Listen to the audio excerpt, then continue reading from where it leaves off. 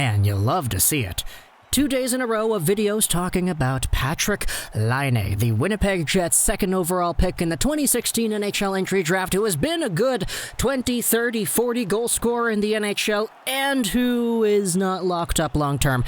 Whether or not he's going to get traded, we don't know, but we have made a few videos over the past few days talking about, first off, how the Winnipeg Jets are supposedly very legit when it comes to the idea of trading away Laine. Throughout the past calendar year, we've also spoken about different teams that may or may not be willing to acquire Laine's services via a trade. Montreal was always one of those teams, but recently, yesterday in fact, we made a video with Marc Bergevin's comments dismissing that entire idea, talking about how the Canadiens don't want to go over a Patrik Laine trade scenario and they don't want to pay that price because Bergevin feels that trade would be more detrimental to their team than helpful. But in today's video, we're going over 3 more teams, additionally to the Montreal team we already spoke about. The Columbus and Carolina teams we've already spoken about before too, but these ones are different. These are coming from Elliotte Friedman's 31 thoughts as to teams that he feels may or may not be actually able to do something with this idea.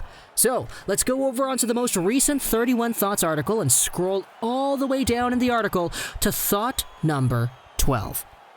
He goes over, firstly, the entire reasoning behind a Patrik Laine trade, and a second paragraph talks about the teams. When it comes to Patrik Laine, it sounds like he and the Jets are trying to solve an issue before it really becomes a problem. Winnipeg has term with guys like Kyle Connor, Nikolai Ehlers, Mark Scheifele, and Blake Wheeler. That's what they like. And it's why I think an Ehlers trade, which has been rumored, is not what Winnipeg wants. Laine's next negotiation will be massive. In the meantime, the winger wants guarantees of playing with Scheifele, which the Jets aren't so willing to give. Now, first off, before we continue, that's kind of a problem. We've been talking about different aspects of the Jets, and people have been making it well known that Paul Maurice and the way that he is distributing these lines, not giving Laine what he wants when he's Patrik freaking Laine. Yeah, there's a philosophical issue there for sure, depending on who you ask. But that's kind of why Friedman says that his sense is the Jets are saying, let's try to do this now before we have to negotiate again. There's a legitimate chance it happens. Columbus, hoping to make a major move, is in there. But is there a match? Same with Carolina. Now, these two teams, before we continue, actually were discussed about in the previous Laine video. Actually, it was 2 Laine videos ago. The last one was the one yesterday about Montreal. That the Carolina Hurricanes apparently really were indeed involved in a Laine trade talk, but they kind of pulled themselves out because they didn't want to pay the price. As for Columbus, we know they need themselves a number 1 scorer after Panarin ended up leaving. They didn't really find somebody to fill that role as the guy on the team. So here are 2 other teams that Friedman suggests could do it. It's LA and Philly. He's just not too sure if they would go after. He also wonders about the New York Islanders. It's the kind of stealth move Lou Lamoriello would love, but they have cap issues, and it's not like he'd give us a hint anyway. So these are the 3 teams we're talking about here in a Patrik Laine trade scenario: LA, Philly, and the Isles. Let's start over with the Kings. So the Kings are in a position where they have themselves a boatload of prospects. They have themselves a boatload of young assets. But when it comes to what the Jets actually want, a second-line center or a defender, what do the Kings have? Well, their second-line center on Daily Faceoff is listed as Blake Lizotte, who was okay this season, but the Jets aren't using this guy as a second-line center. But just underneath him is that Gabriel Vilardi, a guy who was very, very highly touted in the 2017 NHL Entry Draft, and a guy who battled injury after injury after injury to eventually become an NHL starter and score some points in the very limited time he played. It was a very good comeback story, and for a guy who is in his early 20s, I'm a big believer in Gabe Vilardi and the talent he possesses. If he's the kind of guy who is able to translate, then we really do have a guy who does have the makings of becoming a top 6, very capable center. And the thing is, he's not really that now, so I don't really know if the Jets would be interested in going after somebody like a Gabe Vilardi. And plus, it would kind of break the heart of Kings fans for this guy to be traded, even if it was for Patrik Laine, because the sympathy behind that story is already embedded into LA fans' culture. Furthermore, The Kings, well, they have defenders who might be of target. I mean, taking a look at their decor, they have Ben Hutton, who is not great. They have Mikey Anderson, Matt Waugh, and okay, they don't really have too many assets that I think the Jets would actually be interested in. Straight up. If you wanted to overload with some very good defensive prospects, hey, you have a Tobias Bjornfot in the system. You have a Sean Dursey in the system. These guys are pretty good D-man prospects. But the Jets want defenders today, and unless it's a Doughty coming back with salary retained, I don't really know if there's a fit there. And besides, I want it to stay that way. Patrik Laine can stay in the Central, far away from my Vancouver Canucks. Taking a look at the next team, though, the Philadelphia Flyers. Now, this is a very interesting one. The Flyers were a team that many people thought should have been the Cup favorites, and a lot of people, myself included, had the Flyers as the Cup-winning team in our playoff brackets a few months ago.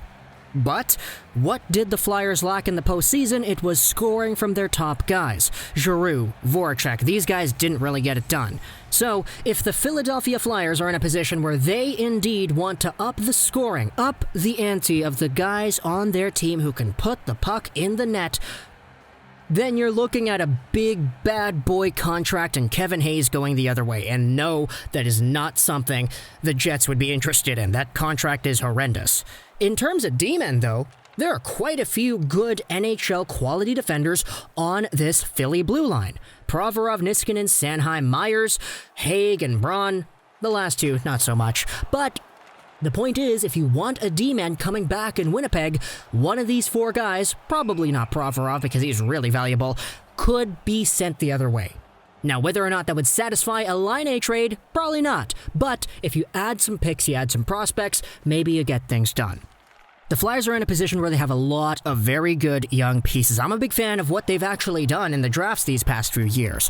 Bobby Brink in the second round last year, very good prospect. You have Morgan Frost a few years ago, extremely talented. You have Farabee, who's looking to be somewhat of a steal. Not to mention the pretty good D-men prospects they have, and Cam York and Ronnie Attard and Adam Jennings too. There's some really good names here, and if you can take some of these guys along with an NHL-ready D-man like a Sanheim over to Winnipeg for Laine, I think you're forming a pretty attractive package. Now, I don't want to say for sure that that is good enough to get it done, but, obviously, some teams have more to offer than others, and Philly is one of those teams, in my opinion, that has a lot more that would be seen as desirable because their young core is really good, they have some good NHL quality D-men, and compared to LA especially, there's a lot more value there, in my opinion, just from a tradable asset point of view if your goal is to get better now. As for the Islanders, well, the Islanders are kind of in a wild card spot now too, aren't they? And that's kind of mentioned by Elliotte Friedman in the article. But the Islanders have four very good centers on their team, and it's kind of scary just taking a look at it on paper. Barzal, Nelson, Pajot, Brassard. Very good names. On D, you have guys that I really like Ryan Pulock, Devon Toews, Scott Mayfield, even Johnny Boychuk to a small extent, I'll say that. But if any of these guys gets packaged along over into a trade with the Winnipeg Jets for Patrik Laine, just imagine what Barzal Laine could look like. You have Cal Clutterbuck playing on that first line with Anders Lee in this dailyfaceoff.com list. Imagine if you have Lee, Barzal, Laine, Beauvillier, Pajot, Bailey as your top six. And if you want to package prospects and picks, hey, the Islanders have some pretty good young guys too. Dobson and Wahlstrom are the two simultaneous draft picks from the 2018 draft. Wahlstrom wasn't really doing all too hot in the AHL when he transferred there initially, but he started getting a little bit better, I would say that. As for Noah Dobson, well, he actually suited up in the postseason, but as a fourth-line right winger, which is very interesting. But at the end of the day, the Islanders still have some pretty nice prospects, I would say so too.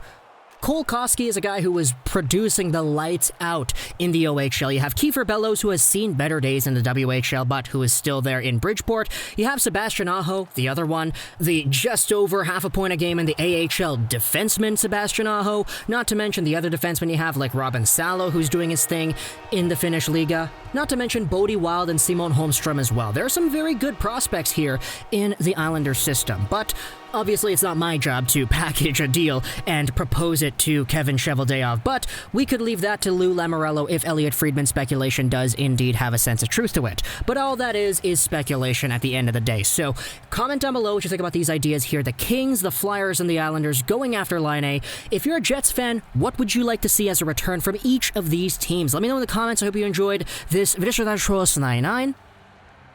And bye.